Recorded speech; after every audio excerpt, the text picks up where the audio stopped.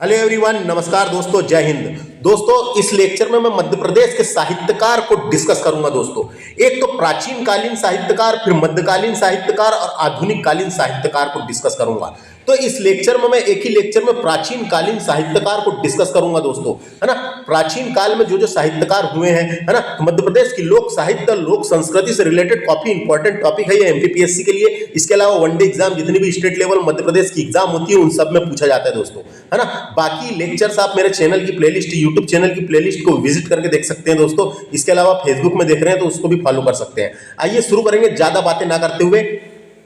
देखिए दोस्तों, कालिदास के बारे में जानते हैं, कालिदास से रिलेटेड दोस्तों, है ना। तो देखिए यहाँ पे देख सकते हैं आप। तो कालिदास जो है दोस्तों, गुप्त काल के संस्कृत भाषा के महान कवि और नाट्यकार थे।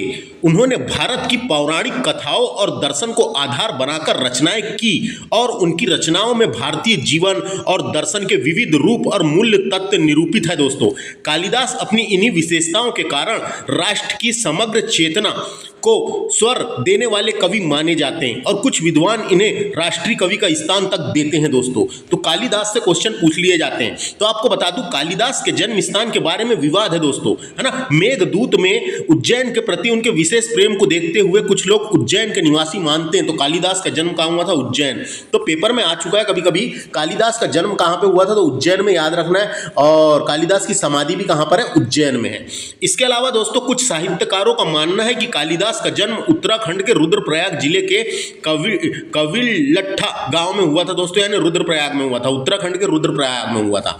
लेकिन एक क्वेश्चन पेपर में पहले पूछे जा चुके हैं, तो उज्जैन ऑप्शन दिया, तो उज्जैन लगाना है, याद रखना है। इसके अलावा आपको बता दूं, चंद्रगुप्त द्वितीय के नवरत्नों में शामिल थे दोस्तों, है ना। तो कालिदास जो है चंद्रगुप्त द्वितीय यानी गुप्त वंश की बात हो रही है दोस्तों। गुप्त वंश के राजा, गुप्त वंश के सम्राट चंद्रगुप्त द्वितीय, जिसे विक्रमादित्य कहा जाता था, जिसे चंद्रगुप्त द्वितीय, जिसे विक्रमादित्य कहा जाता था, उसके दरबार में 9 रत्नों में से एक थे दोस्तों। उनके दरबार में 9 रत्न थे। क्वेश्चन आता है, कालिदास किसके दरबार में थे? तो चंद्रगुप्त द्वितीय, विक्रमादित्य, है ना, विक्रमादित्य के दरबार में थे, याद रखना है। इसके अलावा दोस्तों, इन्हें भारत का शेक्सपियर भी कहा जाता है। क्यों कहा जाता है? अभिज्ञान शकुंतलम कृति के कारण। अभिज्ञान शकुंतलम कृति, है ना, जिसका अंग्रेजी में अनुवाद हुआ था दोस्तों और काफी प्रसिद्धि मिली थी। तो उस वजह से इन्हें भारत का शेक्सपियर के उपनाम से जाना जाता है, याद रखना है दोस्तों। इसके अलावा आपको बता दूं जानकारी के लिए, छोटी बड़ी कुल मिलाकर 40 रचनाएं इन्होंने की हैं। अलग अलग विद्वानों ने कालिदास द्वारा रचित सिद्ध करने का प्रयास किया है, लेकिन हमको जानकारी स्पष्ट रूप से नहीं मिल पाई कि ये सब कालिदास की है क्या। लेकिन ऐसा पता चला है कि 40 रचनाओं से ज्यादा इन्होंने की है, जिसमें से मात्र 7 रचनाएं ऐसी है, जिसमें से मात्र 7 रचनाएं ऐसी है, जो 7 रचनाएं ऐसी है जो निर्विवाद रूप से कालिदास की कृति मानी जाती है ना, कालिदास की कृति मानी जाती है दोस्तों। और ये सातों की सातों रचना संस्कृत में है, ये सातों की सातों रचना संस्कृत में है, याद रखना है ना। तो 7 रचना में दोस्तों, सबसे पहले इन्होंने महाकाव्य लिखे, दो महाकाव्य लिखे। क्वेश्चन पूछ लिए जाते हैं, इसलिए पता होना। एक महाकाव्य का नाम है कुम्हार संभवम। कुम्हार संभवम कालिदास का प्रथम महाकाव्य था। कुम्हार संभवम कालिदास का प्रथम महाकाव्य था, याद रखना है ना। इसमें शिव पार्वती विवाह एवं कुम्हार कार्तिकेय के जन्म का वर्णन किया गया। ऐसे क्वेश्चन पूछ लिए जाता है कई बार। कालिदास के किस महाकाव्य में शिव पार्वती के विवाह और कुम्हार कार्तिकेय के जन्म का वर्णन किया गया है? तो कुम्हार संभवम जो है ना, शिव पार्वती की प्रेम कथा और कार्तिकेय के जन्म की कहानी है दोस्तों। इसमें कार्तिकेय के जन्म की कहानी है कुम्हार संभवम में। दूसरा है रघुवंशम। रघुवंशम जो महाकाव्य है दोस्तों, इसमें रघुवंशी राजाओं की वंशावली का वर्णन किया गया है। तो हम बोल सकते हैं रघुवंशम में संपूर्ण रघुवंश के राजाओं की गाथाएं इसमें लिखी हुई है और ये महाकाव्य है कालिदास का। तो कालिदास ने 2 महाकाव्य लिखे, एक का नाम है कुम्हार संभवम और दूसरे का नाम है रघुवंशम। तो ये दोनों क्या है? तो ये दोनों महाकाव्य है। कभी क्वेश्चन आ जाता है इनमें से कौन सा महाकाव्य है, नहीं है, या ऐसा पूछ लेता है इनके नाम देके कि ये नाटक है कि रचना है क्या महाकाव्य है, तो याद रखना है ये महाकाव्य है। इसके अलावा इन्होंने नाटक लिखे हैं दोस्तों, 3। इन्होंने 3 नाटक लिखे, है ना, 3 नाटक लिखे। नाटक को अपन रूपक भी बोल सकते हैं, रूपक। इन्होंने 3 नाटक या रूपक लिखे, जिसमें से एक का नाम है अभिज्ञान शाकुंतलम। अभिज्ञान शाकुंतलम जो है, अभिज्ञान शाकुंतलम, ये राजा दुष्यंत और कर्ण ऋषि की पुत्री शकुंतला का प्रेम प्रसंग वर्णित है। इसमें प्रेम प्रसंग वर्णित है दोस्तों। यह कालिदास के विश्व प्रसिद्ध कृति है, यह कालिदास की विश्व प्रसिद्ध कृति है जिसका अंग्रेजी अनुवाद हुआ था और जिसके कारण कालिदास की तुलना शेक्सपियर से की जाती है और कालिदास को भारत का शेक्सपियर इसीलिए कहा जाता है। तो कभी क्वेश्चन आ सकता है अभिज्ञान शाकुंतलम में किसका वर्णन है, तो राजा दुष्यंत कुमार और कर्ण ऋषि की पुत्री शकुंतला के प्रेम कहानी का वर्णन है, प्रेम कहानी का वर्णन है। तो अभिज्ञान शाकुंतलम, अभिज्ञान शाकुंतलम एक नाटक है दोस्तों, याद रखना है। इसमें राजा दुष्यंत और शकुंतला के प्रेम कहानी का वर्णन है, उन दोनों के प्रेम के बारे में बताया गया वर्णन है। तो अभिज्ञान शाकुंतलम याद हो जाएगा। अभिज्ञान और शाकुंतलम से हो गया शकुंतला, शाकुंतलम से हो गया शकुंतला। तो शकुंतला के बारे में बताया गया इसमें राजा दुष्यंत और शकुंतला के प्रेम के बारे में। नेक्स्ट है मालविका अग्निमित्रम। मालविका अग्निमित्रम ये नाटक है ना, कालिदास का। शक शासक अग्निमित्र एवं मालविका की प्रेम कथा का वर्णन किया गया है इसमें। तो हम बोल सकते हैं मालविका अग्निमित्रम, मालवा की राजकुमारी मालविका तथा विदिशा के राजा अग्निमित्र, विदिशा के राजा अग्निमित्र की प्रेम का वर्णन है। ये एक प्रकार का श्रृंगार रस प्रदान है दोस्तों, श्रृंगार रस प्रदान नाटक है, श्रृंगार रस प्रदान नाटक है, पता रहना चाहिए। तो मालविका से समझ में आ रहा होगा आपको, मालविका की बात हो रही है और अग्निमित्र से बात हो रही है अग्निमित्र की, है ना। तो मालवा की राजकुमारी मालविका तथा विदिशा के राजा अग्निमित्रम का प्रेम कहानी का वर्णन है, श्रृंगार रस प्रदान नाटक है ये। नेक्स्ट है विक्रमोर्वशीयम।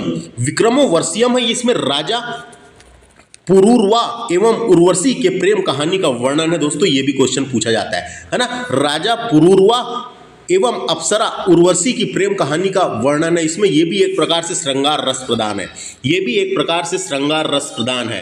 तो दोस्तों यह एक नाटक है, इसमें पुरूरवा इंद्रलोक की अप्सरा उर्वरी से प्रेम करता है, ऐसा कुछ बताया गया है ना। प्रेम उसके पुरूरा प्रेम को देखकर उर्वशी भी प्रेम करने लगती है ना। तो ऐसा ये, तो उसमें इतना याद रखना है अपने को, राजा पुरूरवा व उर्वशी की प्रेम कहानी का वर्णन विक्रमोर्वशीयम में मिलता है, विक्रमोर्वशीयम में मिलता है, याद रखना है।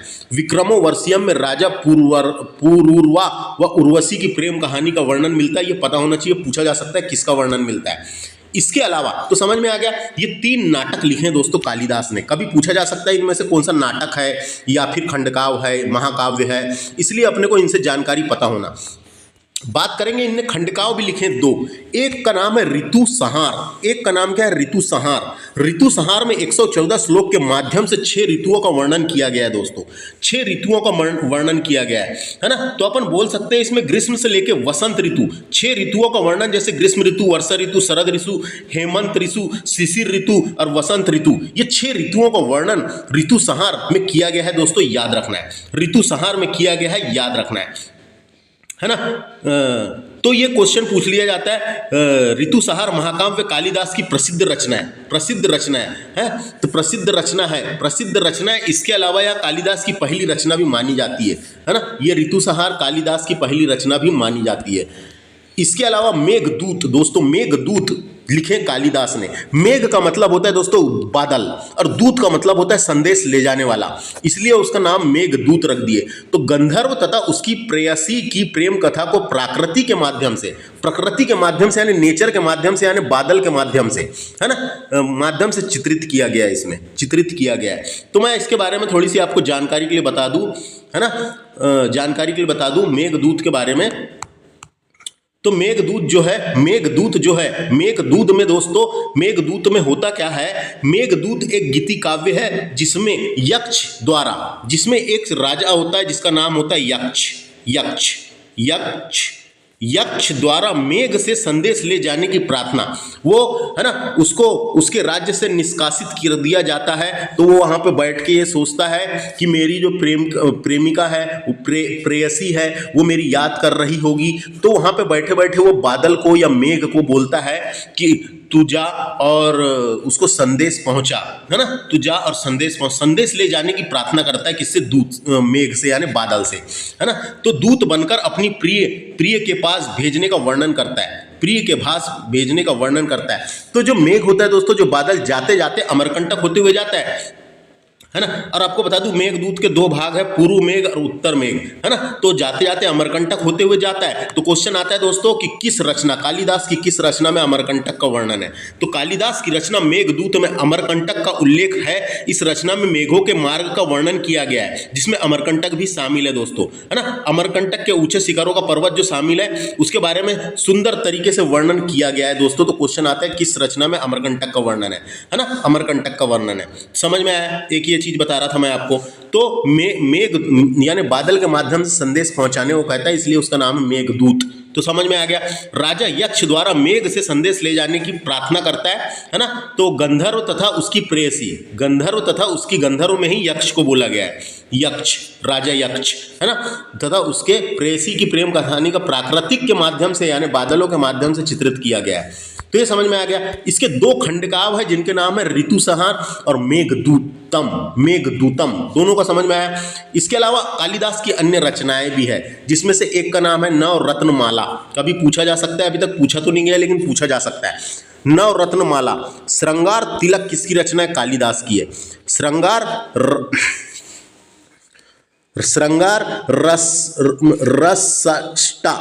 रसाष्टक, उसके अलावा श्रृंगार सार काव्य और सेतुबंध भी कालिदास की रचना है। इसके अलावा रत्नकोश भी कालिदास की रचना है दोस्तों, याद रख सकते हैं आप। इसके अलावा मकरंद दस्त ये भी कालिदास की रचना है। तो मैंने बताया था ऐसा कुल मिला के कालिदास ने बड़ी छोटी मिलाकर कई सारी 40 से ज़्यादा रचना, 40 तक लगभग रचनाएं की है। तो उसमें से ये कुछ और इंपॉर्टेंट वाली रचना है जो इसको भी आपको एक बार देख के जाना है ना। तो मैं इसके बाद एक लेक्चर लेके आऊँगा दोस्तों धमाकेदार तरीके से, जिसमें मैं पूरी रचना आपकी सातों की सातों को ट्रिक के माध्यम से बताऊँगा, ट्रिक के माध्यम से। अभी डिटेल एक्सप्लेन के साथ बताया हूँ। तो महाकाव्य दो है, कुम्हार संभवम और रघुवंशम, याद रखना है ना। नाटक है अभिज्ञान शकुंतलम, मालविका अग्निमित्रम और विक्रमोर्वशीयम। और खंडकाव्य दो है, ऋतुसंहार और मेघदूत, है ना। तो बस इस तरीके से इतना ही। तो दोस्तों भवभूति संस्कृत के महान कवि और सर्वश्रेष्ठ नाट्यकार थे दोस्तों, नाट्यकार थे। उनके नाटक कालिदास के नाटक के समतुल्य ही माने जाते हैं, है ना। भवभूति का जन्म हुआ था उज्जैन में, भवभूति का जन्म भी हुआ था उज्जैन में, याद रखना है। इनका वास्तविक नाम या मूल नाम पूछा जा सकता है। इनका वास्तविक नाम श्रीकंठ था। इनका वास्तविक नाम क्या था? श्रीकंठ था, याद रखना है। कन्नौज के शासक यशोवर्मन के दरबारी कवि थे। कन्नौज के शासक यशोवर्मन, है ना, यशोवर्मन शासक के दरबारी कवि थे। कन्नौज के शासक यशोवर्मन के दरबारी कवि थे। इनका उपनाम, इन्हें भारत का मिल्टन भी कहा जाता है दोस्तों, ये पता होना। इनको भारत का मिल्टन के उपनाम से जाना जाता है। भवभूति को भारत का मिल्टन कहते हैं, मिल्टन। इसके अलावा दार्शनिकों के बीच भवभूति जो है अम्बेक के नाम से प्रसिद्ध है। कभी पूछा जा सकता है दार्शनिकों के बीच भवभूति को क्या कहते हैं? तो अम्बेक के नाम से प्रसिद्ध है, याद रखना है, अम्बेक के नाम से प्रसिद्ध है। इनकी रचनाएं देखा जाए तो दोस्तों भवभूति ने अपने संबंध में महावीर चरित्र की प्रस्तावना में लिखा था। तो उन्होंने एक सबसे पहले लिखे मालती माधव जो इनकी रचना है दोस्तों, इसमें मालती एवं माधव के प्रेम प्रसंग का वर्णन किया गया है। मालती एवं माधव के प्रेम प्रसंग का वर्णन किया गया है। इसके अलावा महावीर चरित्र दोस्तों वीर रस प्रदान कृति है, जिसमें राम कथा का वर्णन किया गया है। वीर रस प्रदान कृति है जिसमें राम कथा का वर्णन किया गया है। इसके अलावा उत्तर रामचरित्रम में संस्कृत भाषा का प्रथम दुखद नाटक है। ये संस्कृत भाषा का प्रथम दुखद नाटक है ना। तो ये उत्तर रामचरित्र। क्वेश्चन आता है दोस्तों भवभूति की रचना कौन सी है या नहीं है, ऐसे क्वेश्चन बन जाते हैं। तो मालती माधव जो है ये भवभूति की रचना है। महावीर चरित्रम ये भवभूति की रचना है। उत्तर रामचरित्रम ये भवभूति की रचना है। और बाकी जो यहाँ पे चीजें दिखी हुई है इसको याद भी रखना है। नेक्स्ट अपन बात करेंगे भर्तहरि की। भर्तहरि के बारे में आपको दोस्तों बता दूं, भर्तहरि एक महान संस्कृत कवि थे। संस्कृत साहित्य के इतिहास में भर्तहरि का नीतिकार के रूप में प्रसिद्ध थे दोस्तों। भर्तहरि एक नीतिकार के रूप में प्रसिद्ध थे। भर्तहरि जो थे राजा विक्रमादित्य के भाई थे दोस्तों, है ना। राजा उज्जैन के राजा विक्रमादित्य के ज्येष्ठ भ्राता थे, पता होना, ज्येष्ठ भ्राता थे, है ना, ये पता होना। तो देखो यहाँ लिखा हुआ है, प्रारंभ में उज्जैनी के राजा विक्रमादित्य के भाई थे और उसके दरबार में रहते थे। भर्तहरि की समाधि कहाँ पर है? सरिस्का राजस्थान में है दोस्तों, पता रहना चाहिए। भर्तहरि की समाधि कहाँ है? सरिस्का राजस्थान में है। इनकी प्रमुख रचनाएं अगर हम देखें तो एक का नाम है शतक त्रय का मतलब है इन्होंने 3 शतक लिखे हैं दोस्तों। एक का नाम है श्रृंगार शतक, दूसरे का नाम है वैराग्य शतक, तीसरे का नाम है नीति शतक, है ना। तो ऐसे क्वेश्चन आ जाते हैं शतक त्रय में नीति शतक, श्रृंगार शतक, वैराग्य शतक की उपदेशात्मक कहानियां भारतीय जनमानस को विशेष रूप से प्रभावित करती है। प्रत्येक शतक में 100 से 100 श्लोक है दोस्तों, है ना। तो ये पता होना, 3 शतक मारे भर्तहरि ने, ऐसा याद रख सकते हैं अपन, श्रृंगार शतक, वैराग्य शतक और नीति शतक, है ना। इसके अलावा काव्य पदीय, है ना। तो दोस्तों काव्य जो शब्द धातु समीक्षा प्रसिद्ध रचना इनकी एक और, है ना, शब्द धातु समीक्षा, ये याद रखना, ये पूछी गई एक बार इसलिए याद आ गई मेरे को।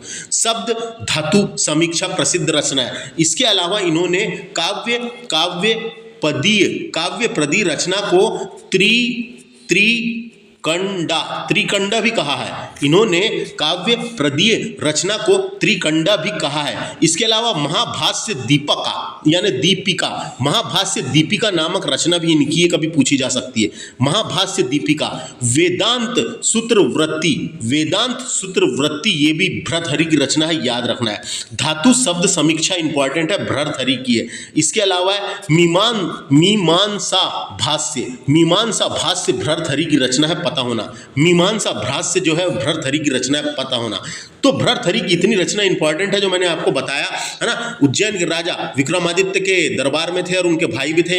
इनका समाधि सरिस्का राजस्थान में है और ये प्रसिद्ध रचनाएं जो मैंने आपको बोल के बताया। नेक्स्ट, जन्म हुआ था इनका उज्जैन में। नेक्स्ट है बाण भट्ट की बात करते हैं दोस्तों। बाण भट्ट, है ना, 7वीं शताब्दी के संस्कृत गद्यकार और कवि थे दोस्तों, है ना। राजा हर्षवर्धन के दरबार में थे ये, है ना। कन्नौज के शासक हर्षवर्धन के दरबारी कवि थे। इनका जन्म स्थान दोस्तों पता नहीं चलता, इसीलिए सोन नदी के किनारे बोला गया है। सोन नदी जो मध्य प्रदेश में सोन नदी के किनारे, है ना। तो इनके जन्म के बारे में ज़्यादा जानकारी नहीं मिलती कहाँ हुआ था करके, इसीलिए, लेकिन ये पता है सोन नदी के किनारे, है ना। सोन नदी के किनारे की जानकारी मिलती है। तो इनका जन्म सोन नदी के किनारे और राजा हर्षवर्धन के दरबार में कवि थे दोस्तों। तो इन्होंने 2 प्रमुख ग्रंथ लिखे हैं। दोस्तों। एक का नाम है हर्षचरित्रम, एक का नाम क्या है? हर्षचरित्रम, और दूसरे का नाम है कादंबरी। एक का नाम है हर्षचरित्रम, एक रचना का नाम है हर्षचरित्रम जो इनकी प्रथम रचना थी, और कादंबरी को विश्व का पहला उपन्यास भी माना जाता है। ये जो कादंबरी है दोस्तों, एक कादंबरी भी इसकी रचना, इसके अंदर कथा दी हुई है, और कादंबरी को विश्व का पहला उपन्यास भी माना जाता है, याद रखना है। इसके अलावा इनकी एक और रचना जिसका नाम है मुकुट तड़ित।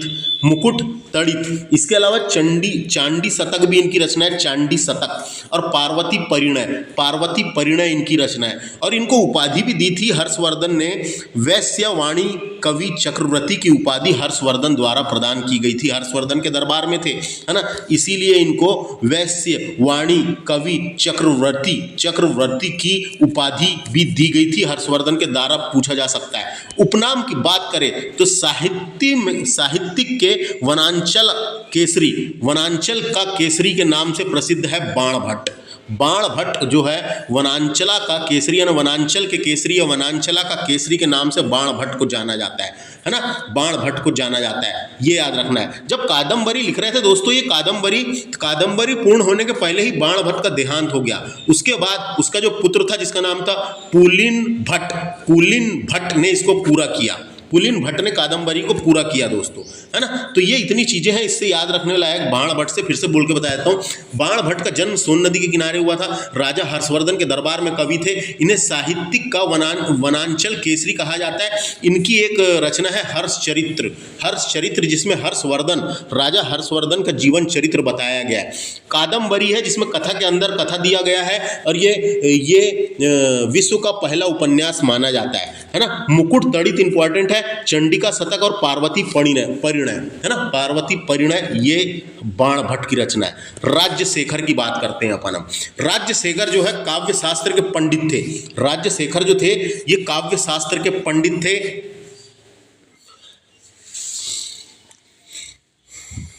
काव्य शास्त्र के पंडित थे। इसके अलावा ये महेंद्र पाल प्रथम और उनके बेटे महिपाल के गुरु और मंत्री थे, है ना। ये कौन थे? महेंद्र पाल प्रथम और उनके बेटे महिपाल के गुरु और मंत्री थे, ये याद रखना है दोस्तों, है ना। तो देखो यहाँ पे त्रिपुरी के कलचुरी शासक युवराज देव प्रथम के दरबारी कवि थे। जो त्रिपुरी जबलपुर वाला जो क्षेत्र था, त्रिपुरी के कलचुरी शासक युवराज देव प्रथम के दरबारी कवि थे। युवराज देव प्रथम के दरबारी कवि थे दोस्तों, है ना। तो काव्य मीमांसा इनकी रचना है। काव्य मीमांसा उनकी प्रसिद्ध रचना है, उनकी प्रसिद्ध रचना है दोस्तों, है ना। समूचे संस्कृत साहित्य में कुंतक और राजशेखर दो ऐसे आचार्य हैं जो परंपरागत संस्कृत पंडित के मानस और महत्वपूर्ण रहे हैं दोस्तों। इन बहुत इंपॉर्टेंट है। काव्य मीमांसा इनकी प्रसिद्ध रचना है। इसके अलावा है विद्यासाल भंजिका भी इंपॉर्टेंट है। विद्यासाल भंजिका राज्यशेखर की है, याद रखना है। कर्पूर्य मंजूरी इंपॉर्टेंट है। कर्पूर्य मंजूरी किसकी है पूछी जा सकती है, राज्यशेखर की है। बाल नारायण और बाल भारत ये राज्यशेखर की रचना है। बाल नारायण और बाल भारत ये राज्यशेखर की रचना है, याद रखना है। बाल नारायण और बाल भारत, तो इतनी रचना इंपॉर्टेंट है। पीएससी और वनडे एग्जाम में डायरेक्ट पूछ लिए जाते हैं, जैसे काव्य मीमांसा पूछ लेता है, कई बार कर्पूर मंजूरी पूछता है ना। ये इसके अलावा इनसे रिलेटेड इतना ही। त्रिपुरी के कलचुरी राजा यहाँ पे थे, याद रखना है। इतनी रिलेटेड जानकारी मैंने आपको दिया। तो इस तरीके से प्राचीन कालीन साहित्यकार मध्य प्रदेश के डिस्कस हुए। कालिदास के बारे में हमने डिस्कस कर लिए, है ना, और भवभूति के बारे में डिस्कस किए, है ना, भर्तृहरि, बाण भट्ट और राजशेखर। तो ये पता होना है, 5 नाम जो है ये प्राचीन कालीन साहित्यकार है ना। और अब पढ़ेंगे अपन मध्यकालीन साहित्यकार, क्योंकि क्वेश्चन ऐसा आ सकता है दोस्तों कि इनमें से कौन से प्राचीन कालीन साहित्यकार नहीं है, इसलिए पता होना है 5 के नाम। मिलते हैं नेक्स्ट लेक्चर में। नमस्ते।